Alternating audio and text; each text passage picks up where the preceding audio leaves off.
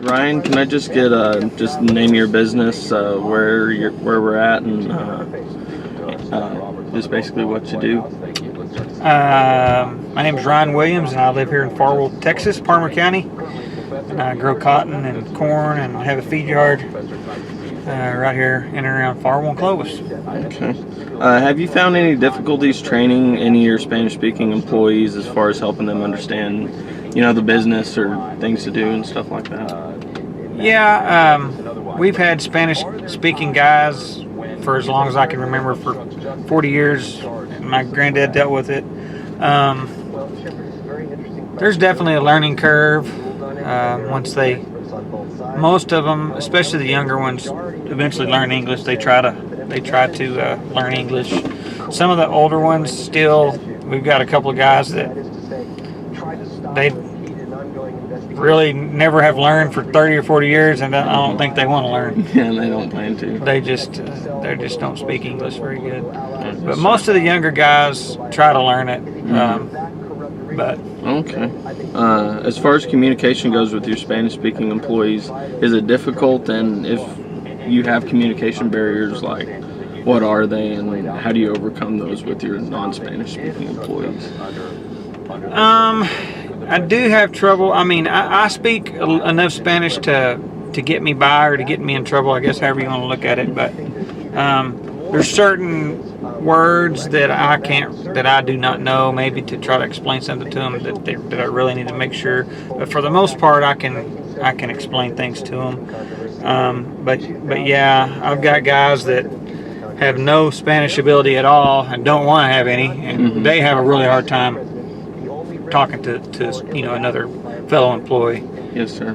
So it's definitely an issue. You just have to kind of learn to get through it somehow. Sometimes, if something that I really, really need to make sure somebody understands, I'll need to tell them in Spanish so that they get it, so yes, I know sir. that they understood. Okay. Just out of the majority, where are they from? Are they from New Mexico or? No, most of our guys are.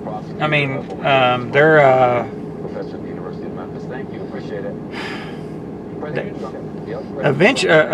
Initially, they came from it's a place called Guanajuato. It's down central. It's probably 400 or 500 miles south of the border. Torreon is I believe the area, but Guanajuato is where a lot of them are from.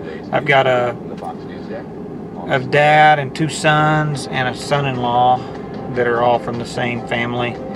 That the dad came over 20 or 30 years ago, and so that's one of the biggest groups that I have that come from that area. Yeah. Okay. How do you deal with the immigration status of your Spanish-speaking employees? Well, most of my guys now are all born here. They're all legal, and you don't really have to deal with much of that. I do not. The dairy guys have a lot of problems with that. Most of their guys are not legal, and they were not born here. And they just learn anyway. Yeah. Well, they have a Social Security number and an I-9, and so somehow they were able to get that. Oh, okay. But most of them, and those guys don't speak much English at all. And then is English something, like English fluency, is that something you look for whenever you're hiring Spanish-speaking employees? Well, yeah. I mean, if I had my choice, if I had to pick between two guys, I would pick the guy that spoke better English. Yes, sir. But usually, in the past, we've noticed that the guys that the really good workers, the ones that want to be here, they seem like they're the guys that don't speak the best of English. They haven't lived here all their lives, or they came over here more recent with their parents, or they were born here, but all their parents, they don't know English, so they spoke only Spanish to them. So. Yes, sir. But those are some of the better ones, seems like to me. Okay. How many Spanish-speaking employees do you have? Can you think of that? Spanish only, or that speak both? Either or, just. Well, I probably have 25 guys that speak Spanish. I have two guys one guy speaks no English and another guy doesn't speak much. Mm-hmm. So, you know, Over time, have you kind of noticed them kind of picking up? yeah, they pick it up. They pick it up. Yeah, they pick it up. But some of them just don't. Some of them are a little nervous. They don't want to learn. They want to be told in their language so they know that they're getting it. Mm-hmm. One guy that's worked for me for probably 15, 20 years did not speak much English at all when he started, and now he took English classes. He's fluent English. Oh, wow. And that would be one. And he just worked at it. And Yeah, got out he there. wanted to. Okay. So,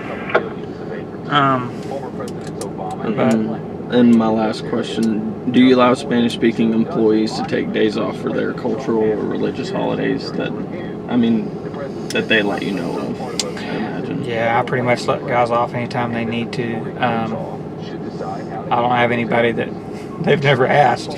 Yes, sir. So it had never been an issue as far as I know of around here. They all work on Cinco de Mayo just like everybody else. Yes, sir. We work on July 4th too, so Mhm. it's never been an issue for us. But I would let them off if they needed. Yes, sir. needed it. Awesome. Well, that's about it. That's all the questions I have for you. Well, that was fast. Yes, sir. Thank you. Okay. All right. ¿Cómo se llama? Or just basic introduction. ¿Cómo se llama? ¿De dónde usted? ¿Qué hace aquí? Me llamo Jorge Maldonado. Soy de Guanajuato, en México. Soy nacido allá y aquí trabajo en un rancho. Bueno. Hay situaciones, que evita por saber hablar inglés.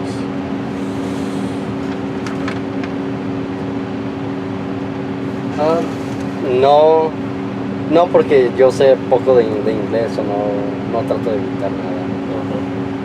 Okay. ¿Cómo se trabaja para alguien que no habla español? Está bien mientras se entiendan lo que necesitas que hacer. Mientras hagas el trabajo no te dice nada.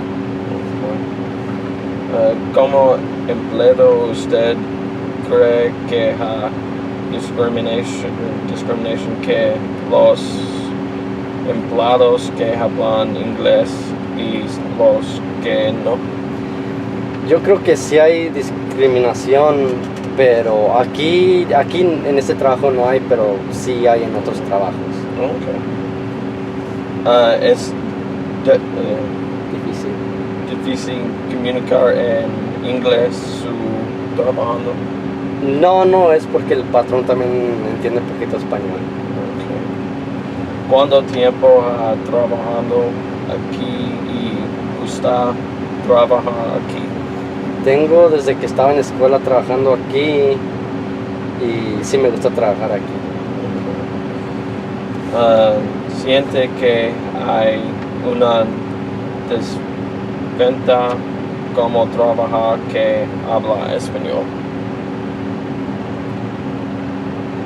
Creo que sí, porque en veces para pedir partes o algo no sabes cómo pedirlas, so sí hay desventaja.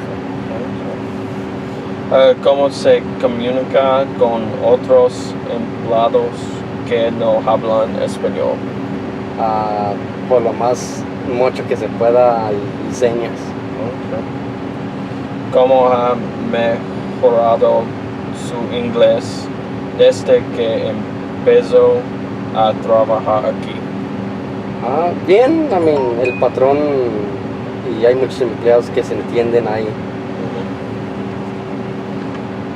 ¿Cuál es el obstáculo más grande en tener jefes que solo hablan inglés? Yo creo que es